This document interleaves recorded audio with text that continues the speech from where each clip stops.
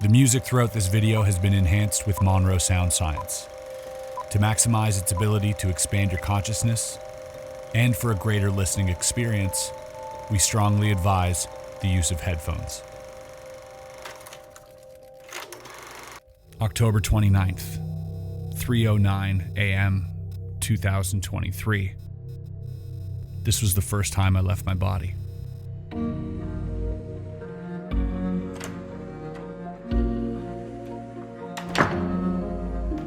After getting home from work, I was looking forward to getting a good night's rest. But after giving up my usual routine of nighttime substances, I was having a hard time falling asleep these days. So that night, I decided to give myself a head start with some melatonin. Now, melatonin has really been known to help improve sleep quality and induce a deeper state of sleep. But what I didn't know is that I was also beginning to feel the effects of what is called REM rebound. REM stands for rapid eye movement, and it's the deepest form of sleep. It's where lucid dreams happen. And REM rebound happens when you've been regularly consuming alcohol or cannabis, and the amount of natural REM sleep that your body requires is backed up, like water in a floodgate. Only to be released when you quit consuming for about a week. And throughout this week, the dreams I was having would get increasingly vivid. And my memory of them subsequently became stronger.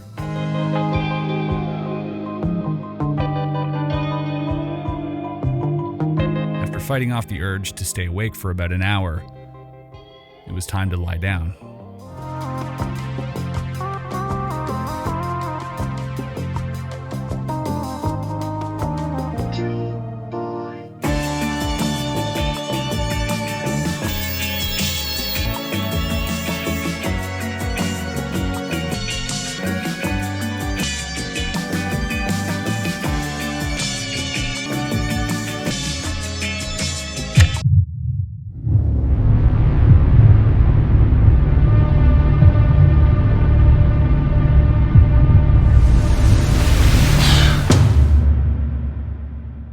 What the fuck was that?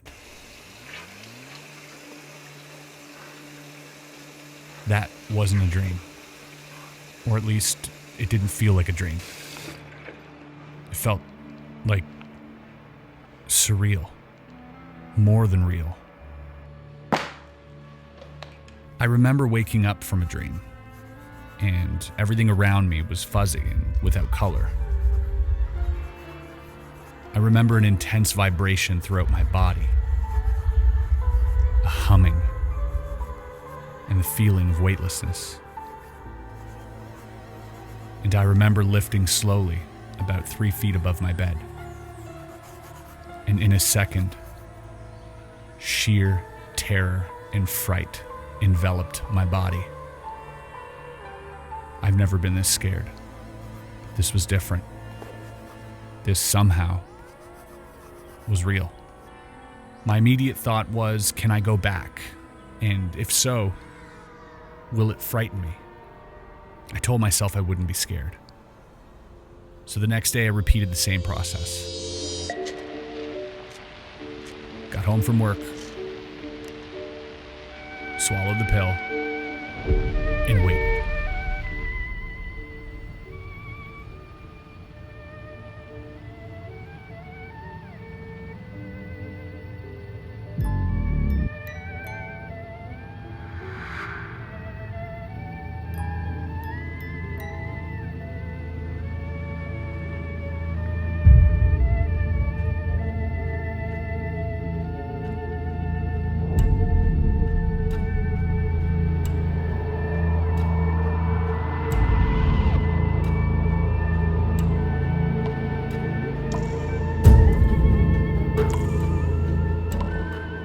There I was again. The grainy reality. The buzzing. I lifted about 4 feet above the bed this time before deciding to turn around, only to see the scariest thing I've ever seen in my life. My own body. I scrambled to get back into my body like a hand into a discarded, lifeless glove, and my heart was beating out of my chest. The next day, I found myself scanning the internet for similar stories, and to my surprise, the symptoms I described were echoed by hundreds, maybe thousands of people. The fuzziness, the vibration, the lack of color, and they all seemed to be pointing to one thing: the Monroe Institute. I first heard of the Monroe Institute from Major Ed Dames during my investigations into remote viewing. Robert Monroe wrote the book Journeys Out of Body, specifically trying to convince people that you're more, quote, you're more than your physical self. And then from Joe McMoneagle. I had spontaneous out-of-bodies after my first near-death experience. Department of Defense decided that I should learn to control them. So they found the guy who is best at it, and that was Robert Monroe at the Monroe Institute. It seemed to be the common thread that bound these two phenomena. So I decided to reach out to the Institute and inquire about attending what they call the Gateway Experience, a week of guided meditation and training, which would apparently allow me to leave my body once again. Robert, or Bob Monroe, was not initially a seeker of extraordinary experiences. He began his career as a successful radio broadcasting executive. But in 1958, something happened that would change his life and the lives of many others forever. Bob Monroe started experiencing spontaneous out-of-body episodes. It was in 1958 then. I had this great, frightening, terrifying change take place in my life. Simply put, at that time I began to experience moving out of my body. Shortly before this big thing took place in 58, I also began to experience a funny kind of vibration, as if my body were shaking, but there was no feeling of shaking. It was just internal. After 25 or 30 more times of experiencing this vibration, I thought, well, if it's going to kill me, let it kill me. So I waited and waited and waited. After a while, after about 5 minutes, it faded away. I was still alive. So I thought, now I know it won't kill me. And on this one famous night, as we're in 1958, as I was waiting for this vibration to end, and as I waited and waited and thought how nice this is going to be, suddenly I felt something bumping against my shoulder. When I discovered that what I was bumping against was the ceiling of my bedroom. Down there in the bed below me was my wife lying in bed, and beside her was a man. Whom would I think of who would be in bed with my wife? And I said, I can't resist finding out. So I moved a little closer, and then this great shock came over me, because the person in bed with my wife was me. And then the fright came, the terror. What am I doing? Am I dying? Let me get back quick, something. So I went through the air like this, swimming through the air to get back to the body, pang, got back in the body. That was the first time. Imagine being fully conscious, yet finding yourself outside your physical body, witnessing the world from a perspective that challenges everything you knew about existence. Well, this was his reality. These experiences were not mere hallucinations or dreams. They were vivid, consistent, and transformative, prompting Monroe to delve deeply into understanding what was happening to him. And this quest led to the foundation of the Monroe Institute in 1971 in Faber, Virginia. The Institute was created as a research education center dedicated to the exploration of human consciousness and the phenomena of altered states, including out-of-body experiences, or OBEs. One of Monroe's significant contributions to this field was the development of Hemi-Sync technology, short for Hemispheric Synchronization. This audio guidance system uses specific sound patterns to synchronize the brain's hemispheres, facilitating the achievement of altered states of consciousness. Now, obviously, this caught the attention of the CIA. They saw potential in these techniques for enhancing cognitive and perceptual abilities, which could be valuable for intelligence operations. And in 1978, they began collaborating with the Monroe Institute as part of Project Center Lane, an initiative focused on the exploration of parapsychological phenomena. If Center Lane rings a bell, it's also where remote viewing got started. Through this collaboration, the CIA and the Monroe Institute worked to refine the gateway process. This series of techniques aimed to expand human consciousness, develop awareness of inner resources, and unlock hidden capabilities of the mind. The work conducted during this period remains a significant part of the Monroe Institute's legacy and continues to influence the field of consciousness studies. Through Hemi-Sync, thousands of people have been able to experience deep meditative states, lucid dreaming, and most importantly, OBEs. This technology represented a breakthrough, offering a practical tool to explore these altered states systematically. Monroe didn't just keep his discoveries to himself. He shared his journey and insights through his writings. His first book, Journeys Out of the Body, published in 1971, detailed his early experiences and theories about OBEs. This was followed by Far Journeys in 1985 and Ultimate Journey in 1994. These works provided a roadmap for those seeking to understand the nature of consciousness and the potential of human experience beyond the physical body. They resonated with many, offering a sense of validation and a framework for their own experiences. The Monroe Institute today continues to be a beacon for those exploring the boundaries of human consciousness. It offers a variety of programs and workshops, not only on OBEs, but also on other related phenomena such as remote viewing, lucid dreaming, and near-death experiences. And it just so happens they were about to open it up to creators. You see, for the first time in history, a select group of people would be allowed full access to the Institute during the Gateway experience. It was time to head back to Virginia. I've been looking for someone like you, a kind man who's honest and who's true, the kind of man who will love me just the way I am, who will love me the good, the bad, the I've just arrived at the Monroe Institute. We are currently in or near Nellysford, Virginia, where I came to meet Joe McMoneagle almost a year ago, actually. And right now I'm in my very own room. So this is the bed. They've got these kind of pods. These are known as check units, or controlled holistic environmental chambers. These units were meant to make you go to sleep quicker and give you a deeper sleeping experience while making you feel more alert and refreshed when you wake up due to the isolation provided by the blackout curtains, sound deadening walls, and as well as the integrated speakers, volume control, and headphones in each unit. Never been on a retreat. This is a first for me. It is kind of counterintuitive to be at a retreat with so much camera gear, but everybody staying here is also filming their experience, and that's what this whole sort of creator retreat is about. We're gonna be meeting other creators here during the week, interviewing them, but I'm gonna take you through every single part of the process as much as I can, as much as I'm allowed to, and figure out how to leave my body.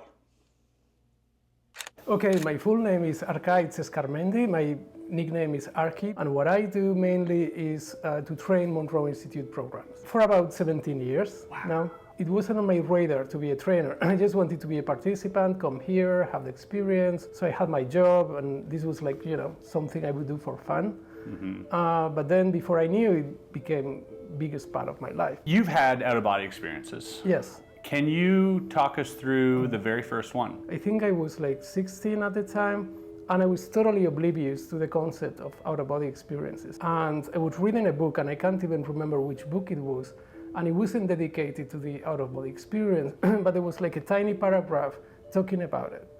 And then like a very brief technique on how to do it. And it was just a few words, so there wasn't much of a technique there anyway, but I was fascinated. I was like, is it real?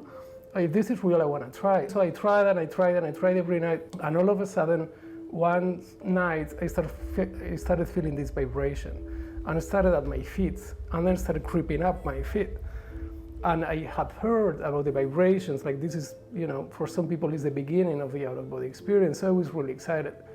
But then it sort of reached my midsection and I freaked out. And I remember my heartbeat went from very, very slow, because I was in a very deep trance, to super fast.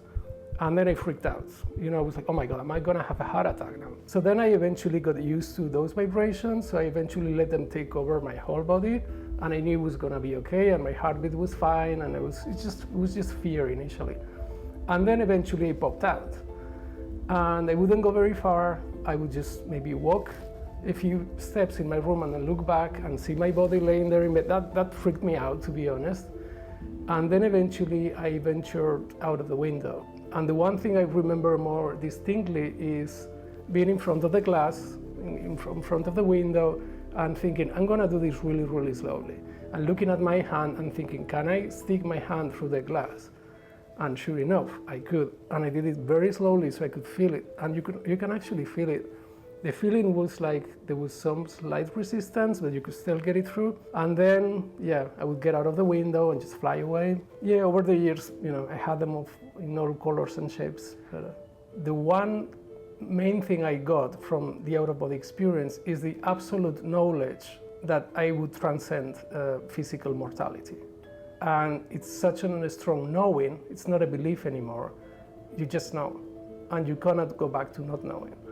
And being aware of your own immortality, that's huge. That's a huge, huge life changer. Only for that, it's well worth it. It is now nighttime. We had orientation and got to learn about the program. They're going to play a proprietary frequency in our ears, and this is going to be the first exercise, and it's playing now, so here we go. I'm in my own little pod. In a second, I'm going to turn the lights off, and I'm going to get these headphones on.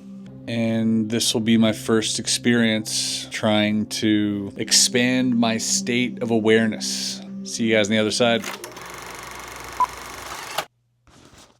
Okay, so that wasn't so much like an out-of-body experience thing that we did, but mostly just they call it a resonant tuning exercise. So they ended up playing this low humming, sort of like home, and you hum along with it.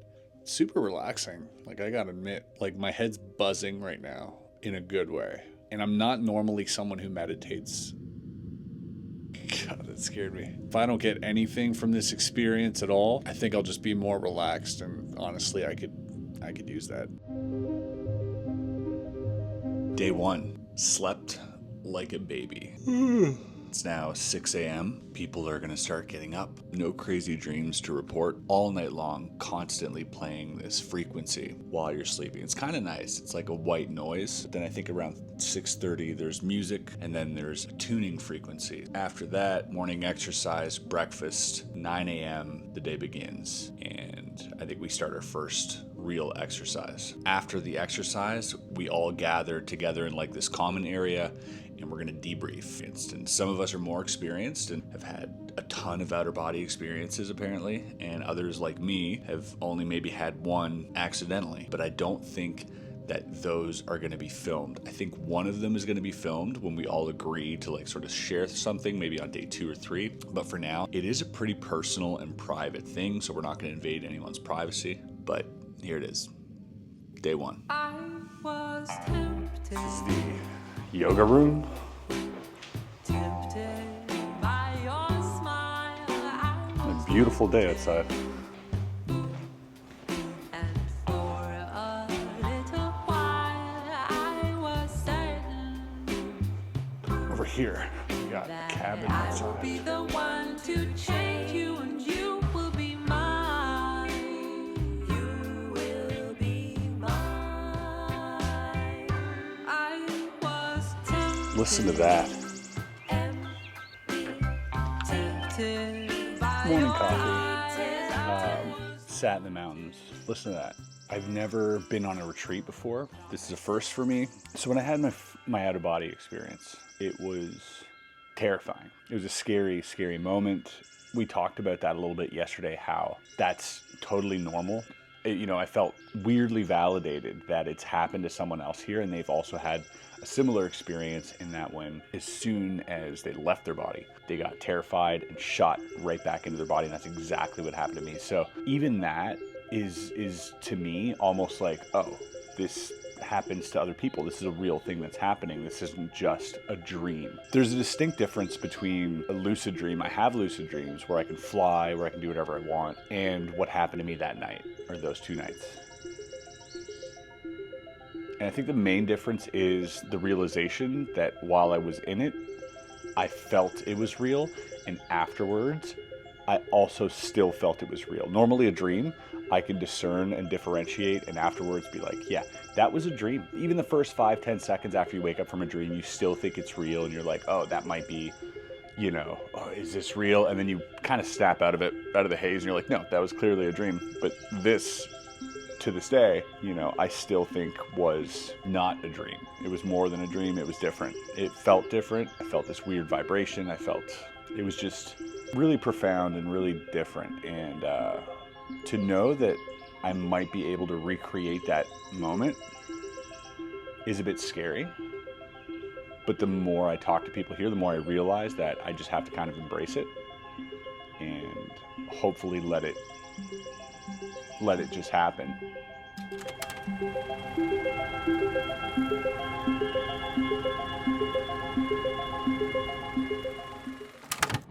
Over the next few days, we'll be going through a process called entrainment. Entrainment is where one system syncs up with another system. So when we talk about brainwave entrainment, we refer to the way our brainwaves can match the rhythm of an external stimulus like sound or light. One common method for brainwave entrainment is using binaural beats. The Monroe Institute spent decades measuring brainwave frequencies during different states of consciousness. So while you're asleep, while you're focused, while you're dreaming. And by doing this, they were able to identify very specific patterns that your brainwaves go through when in these altered states. Using entrainment and binaural beats, they were able to create this sound technology known as hemispheric synchronization, which allowed them to replicate what the brain waves were doing during these altered states. Here's how binaural beats work. So basically, there are two slightly different tones in each ear. For example, if you listen to 300 hertz in your left ear and 310 hertz in your right ear, your brain will process a third one. The third one is the difference between the two frequencies, which in this case is 10 hertz. Now, normally you could not hear 10 hertz, so your brain actually synthesizes this. This 10 hertz difference creates a beat that your brain starts to follow, and this beat can influence your brain waves, making them align with the beat's frequency. Different frequencies can promote different states of mind, like relaxation, focus, or sleep. And then the brain has two hemispheres, and entrainment helps synchronize their activity. This means that both sides of your brain start to work together more harmoniously, and this synchronization can improve cognitive functions and emotional balance. So by using binaural beats, you can guide your brain into specific states. For example, lower frequencies like 1 to 4 hertz are associated with deep sleep, while higher frequencies like 13 to 30 are linked to alertness and concentration. And every day for the next week, we will be listening to a variety of different sound patterns to activate different states of awareness and consciousness in our brains. But now we're going into our first session. We're going to do, I think, 3 back to back to back. So I'm back in the pod for like until lunch doing these sessions. The people I've spoken to here have been just so cool in sharing their own experiences. Really inspiring, because you hear about literally people leaving their body and being like, oh, I'm walking through the wall, through the roof, through the floor. And it just really makes me want to have that experience. I'm hoping I get to have it. But yeah, we'll see what comes of it. The first one we end up learning is Focus 10. They refer to this as mind awake, body asleep. In Focus 10, your mind remains fully conscious and alert. You're aware of your surroundings and your thoughts, much like you are when you're awake. While your mind stays awake, your body enters a deeply relaxed state that is almost like sleep. Your muscles relax completely, and you may lose the sensation of your physical body. So the purpose of Focus 10 is to create a state where your consciousness is free from the physical constraints of your body, and this particular state is often used as a starting point for OBEs, deep meditation, and other explorations of consciousness. Okay.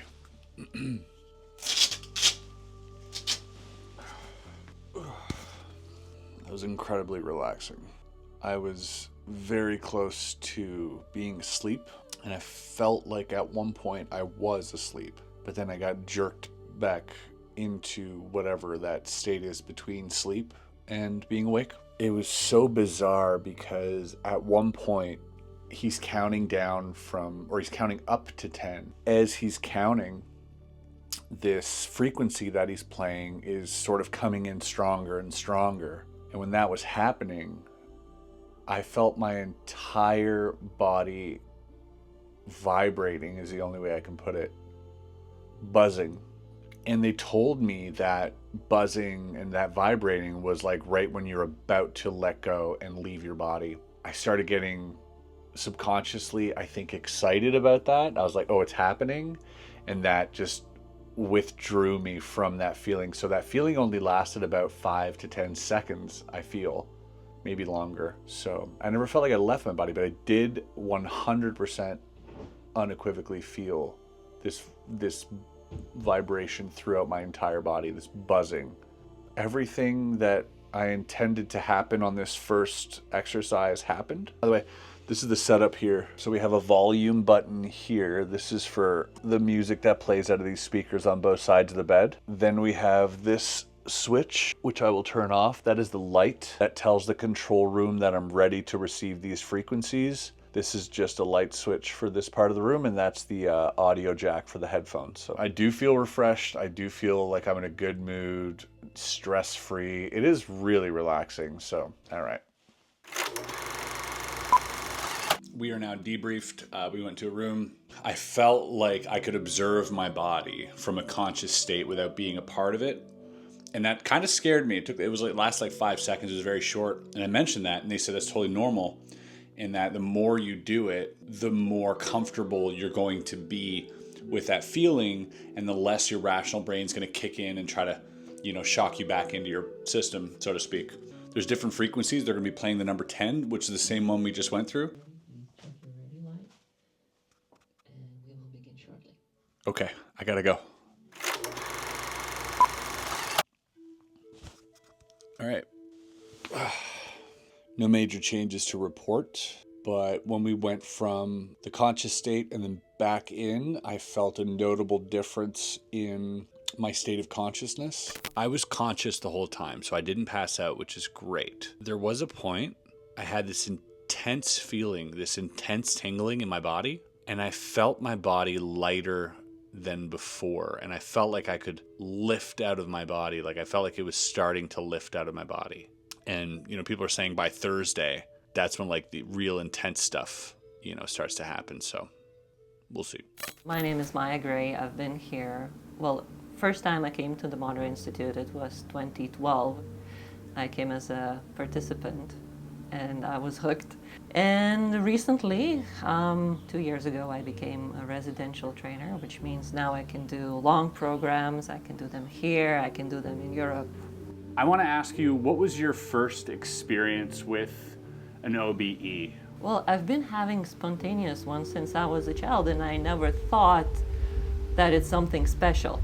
I thought everybody can do that. Until at some point I realized that probably not. Mm-hmm. And so it stopped for me then. Really? Yes. So there's so many people in here, like they had these amazing experiences and they carried it through life. Like I decided, no, I don't want to be this loony, sensitive person. I want to be rational. I want to be down to earth. I will have things under my control. So I shut it off completely. I became this cynical, sarcastic person. I had a beautiful career. Because that mindset that I adopted, like I'm gonna go and get it, that worked. Yeah. So I had an amazing career in a multinational company. Like really, I had so many people under me working for me. And I went on vacation. It was in Bali. I was sitting in the most expensive hotel that I could find, like, cocktails and everything. And I was sitting there like, there has to be a different kind of happiness because I did everything they told me. Like, I got a job, I have an apartment, I have a huge car, like I have a social life, I can go out, I can travel, I can do all these things that money can buy and more. Why am I not happy then? So, at that time, Eat, Pray, Love came out.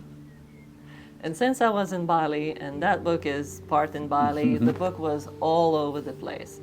So I got the book, I read it, and I was like, meditation, that's what I should do. Like, really, I had no idea what meditation is. Like, not a clue. But I thought, I will go meditate and I will show them how to do it. Like, I will be so good at meditation, they will be blown away. I'm going to be the best meditator. Yes. And so I went. I went to India, to Osho ashram. So from the moment I landed in India to the time I arrived to the ashram, it was less than 24 hours.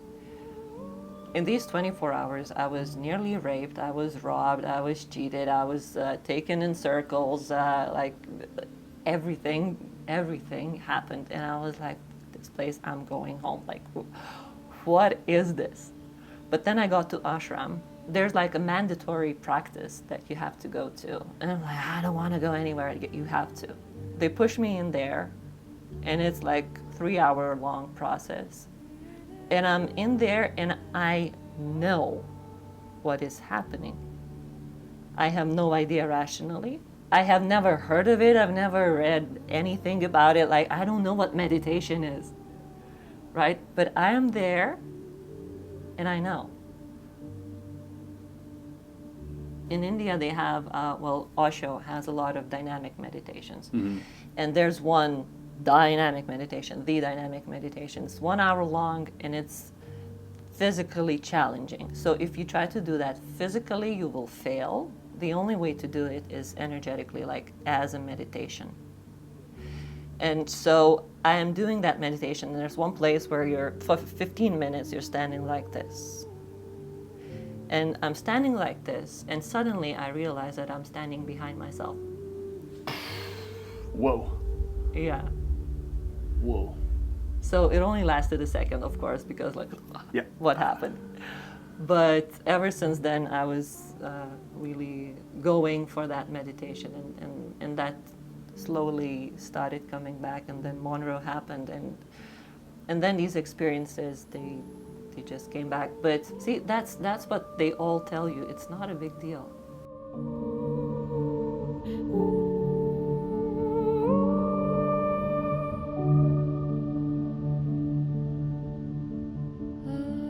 Good morning. It is now day 2. Today, by the way, I think we're going to be learning a different focus level. So yesterday was focus level 10, and today we're going to be learning a different frequency, or listening to a different frequency. So yesterday was focus 10, and I look forward to seeing what frequency we're going to be listening to today, and I'll keep you posted. We then moved on to focus 12, which represents a specific state of expanded awareness. In focus 12, your awareness extends beyond your physical body and the immediate environment. You become more aware of your inner self and other aspects of consciousness that are usually outside your normal waking experience. This state allows you to perceive thoughts, emotions, and energies more clearly. You might experience vivid imagery, heightened intuition, or a sense of connection to a larger reality. And like focus 10, your body remains deeply relaxed, but your mind is even more alert and open to new experiences. Focus 12 is also used for activities like creative visualization, problem solving, and inner exploration. During this process, we'll be going to focus 10, which we were at yesterday, to 12, back to 10, back to 12, to notice the contrast between the frequencies and what that does to our subconscious while we are, focusing and meditating. So, as someone who doesn't regularly meditate, I'm completely floored with how it feels. I always thought, okay, it was meant to relax you, like get you to not think about your problems, but I'm buzzing. I'm literally I feel like every part of me is tingling right now. This one was interesting. I was very easily brought into a meditative state, focus 10, which we did yesterday. But then when it ramped up to focus 12, it was like this thing started playing in my head, like, whoa. And at one point, I don't know what it was, but I saw this flash of like a mandala, kind of an interesting shape, very bizarre. It is relaxing, but it also feels like somebody slapped a giant tuning fork into my body. We're gonna go debrief and then come back here for more sessions, so I'll see you in a second. For this one, apparently focus 12, and they didn't tell us this before, is meant to really help your creativity, And also, if you're looking for answers, it's a great place to go to and ask questions. So they asked us to write down a few open-ended questions to see if we can get some answers back. So both questions that I have here: what do I need to prioritize right now? And number 2, how can I become closer to the answers I seek? So we're about to hop back into Focus 12, and I'll see you on the other side, see if I get some answers to these questions. Who knows? You spent the whole day roaming around in Focus 12.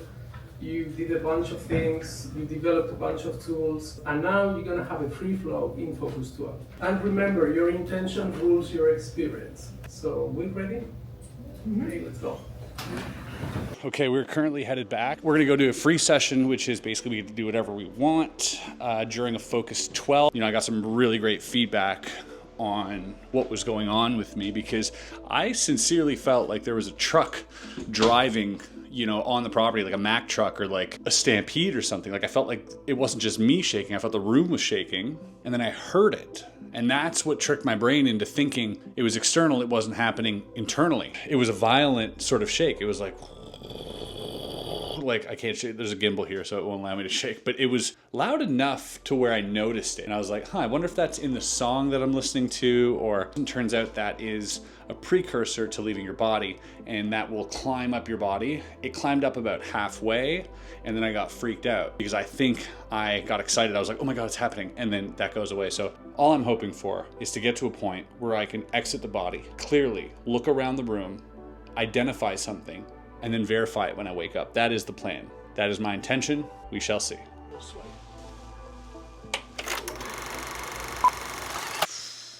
It was really hard to like come back to reality after that, because you're literally on like, not out of body, but like your consciousness literally feels like it's being flattened and pulled apart. It's such a bizarre feeling, and to come back requires some adjustment. Question number 1 was, what do I need to prioritize right now? Instantly, I received this image of this book, this giant book with like golden rays coming off it, and it said learning.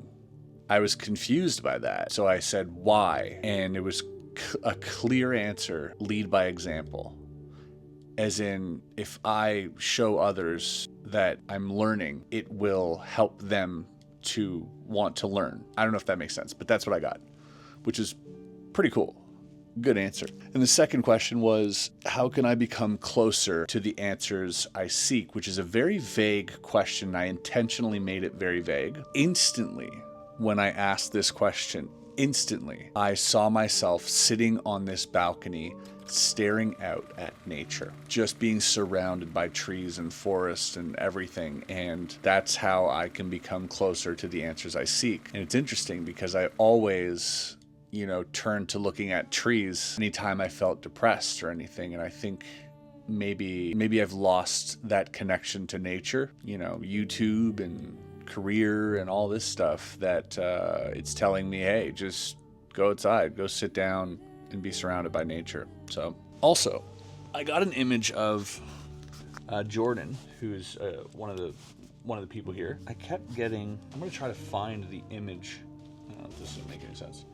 So it looked like this, like a scoreboard with the word Dallas over it, and like 0, and then like just like a scoreboard. And not even a scoreboard, like I don't even know how to explain it, but it was like rows, and they all had numbers, and top was Dallas. I don't know what that means. I'm gonna ask him about it. It was clear, very clear, you know, like a flash. I was like kind of scared by it, and so I'm gonna ask him about that, see if that means anything. Keep it posted. Just so we're clear, I had a session. We went to Focus 12.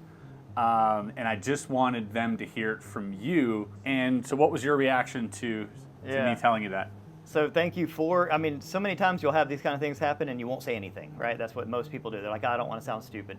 But then you say it and you're like, and it leads to something. So always say it. But in this case, today is a day where I'm actually thinking about Dallas and sports, because the Dallas Mavericks are playing in the NBA Finals tonight. So I don't know when people will be watching this, but hopefully we win. And this was a premonition of a winning scoreboard. But regardless, I was thinking this morning that, you know, tonight I need to figure out a way to do all the things I need to do here, be completely immersed and focused, but also try to watch some of the Maverick games. So the Dallas Mavericks are playing in the NBA Finals tonight. It's a big game. It's an elimination game. It's on my mind. Normally it wouldn't be. So somehow you journeyed through at least a part of my mental bubble and picked up that part, because that was definitely on my mind. Well, thank you for confirming that on camera. I do appreciate it. They're not going to think I'm crazy now. I am Jordan Crowder, and I guess technically what I do is I own a marketing agency, and then when I'm not doing that, I am exploring all the weird and wonderful parts of the universe. Have you ever had an out-of-body experience? Yes. So inadvertently, spontaneously, during an NDE, I was kind of forced out of my body. I'm guessing at this point through trauma and so much pain that the body was in, the consciousness just kind of says, all right, I'm gonna go ahead and step out. Y'all have fun down there. And I sort of watched it.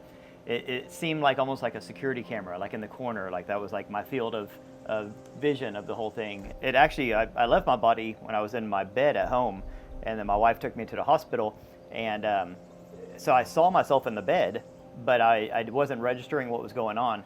And when I was in the car being driven to the hospital, I described it in this book that I wrote, like it felt like my consciousness was like flapping behind me, like a cape in the wind. Like it felt like it was outside the car. It all kind of hit me like after the fact, and I was looking back because when I was in the hospital, I continued that third person perspective. And it just sort of, it never really changed that perspective until finally when they got my body stabilized, and then I kind of came back in, more or less, and then everything went back to this normal, VR headset kind of a point of view here. At the beginning, I felt very scared and alone. And then there was this moment, there was this time, we have a picture of it, where my wife took a picture of us together in the hospital room, and there's this orb, there's this light. And we tried to figure out what the light's from, but it's like shining in really bright from over here, but there's no lights over there, and none of the shadows on us or anything. It doesn't make any sense. And it was around that time when she took that picture that I had this crystal clear understanding. I'm sitting in there in ICU, they're telling me that I might die, and I was like, from that point on, I was so calm, and I was like, everything's cool. I'm gonna walk out of here tomorrow, we're gonna get on to the second part of our life, and we're gonna look back on this one day and laugh. And I remember I summoned the main doctor, because all the nurses are basically like, dude, we don't know if you're gonna make it out of here. And I was like, let me talk to your boss. And essentially I was able to like schmooze the doctor, and I was like, so it's time for me to go home. And they're like, you're not going home, like your vitals, like holy, but I was like, it's okay, I'm gonna go home and I'm gonna heal and we're gonna be fine. But there was some sort of an instant knowing at a certain point in the experience. I had no idea how I was going to do all these things, but I didn't have any fear. During the time that you were out of body and you're experiencing this and you're watching the car, you're watching yourself in the room, is there ever a moment where you're telling yourself, I'm dead? Or is that even, or are you just confused? Or are you just a passenger watching this? Like, what's that like? You have your human body and your consciousness, and your consciousness has to insert into your human body to live this physical reality here. And your human body is a conscious sentient being of its own, right? It's autonomous. And that's why you can take the consciousness out. That's why, and it can still perform like a robot. You have your subconscious programming, but your consciousness is running the show. But when your consciousness isn't there, your body's still thinking, and you're still connected at all times. It's like roommates sharing a space. My body was scared. When my consciousness wasn't in it, you're scared. You're freaked out, and your anxiety's crazy high. My pulse rate, despite all the drugs and sedatives they gave me. The lady pumping me up said she'd never given a human as many sedatives as she gave me, and they couldn't get my heart rate dropped below 150. But your consciousness is tapped into a higher level of information, and for whatever reason, I guess, knew that wasn't the end. Hoping you guys enjoy those conversations. And how cool was that thing with Jordan with the sort of Dallas vision? I didn't know he was a fan of basketball. Scoreboard thing, I had no idea the Mavericks are in the playoffs. I don't watch basketball, I don't follow it. So he was quite surprised to hear me say it, and I was pretty reluctant to bring it up, and it did make sense. So that is pretty cool. That being said, this session, ladies and gentlemen, is about leaving the body. We are going to be guided through a meditation by Robert Monroe's voice to hopefully leave the body. Just briefly, and then come back in. I'll let you know how it goes.